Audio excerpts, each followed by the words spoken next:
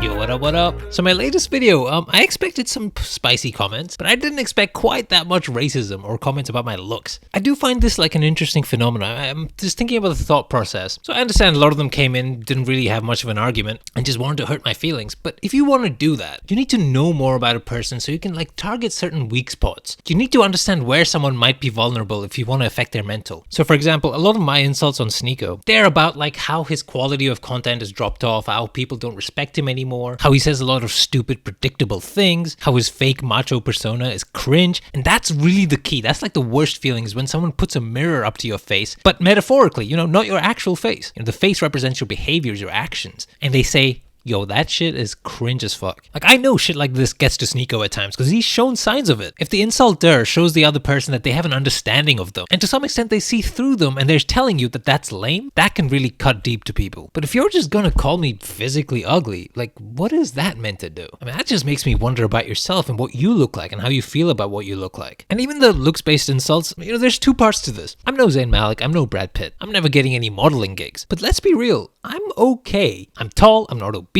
Yeah, you can take unflattering pictures of me and there's certain angles where I look shitty and I could put more effort into my clothes and I could go to the gym more. But that's like the vast majority of people. For most people, like some days you look good, some days you look bad, and that's life. Like I know by conventional standards, I'm not hideous. So these insults feel especially hollow because they need to ring true at least a bit. But let's say none of that is true and I actually am so ugly that even my mother wouldn't want to look at me. I would just be like, yeah, that sucks, but hey, what are you gonna do? Rip, can't control that, and just go about my life. Because I have no trauma related to that shit. Like I wasn't bullied about my looks growing up. So yeah, when it comes to these insults, you need to be more precise and you need to be better at guessing what a person's vulnerabilities are. You can't do the scattershot approach. Otherwise it starts feeling like projection. But you know what? The racism especially caught me off guard because I know a lot of Tate fans are brown. So that was surprising. But I guess a lot of them are literally like between 11 and 16 years old. So they're just grasping at anything they can. Anyway, I thought this was funny. I just wanted to share. Peace.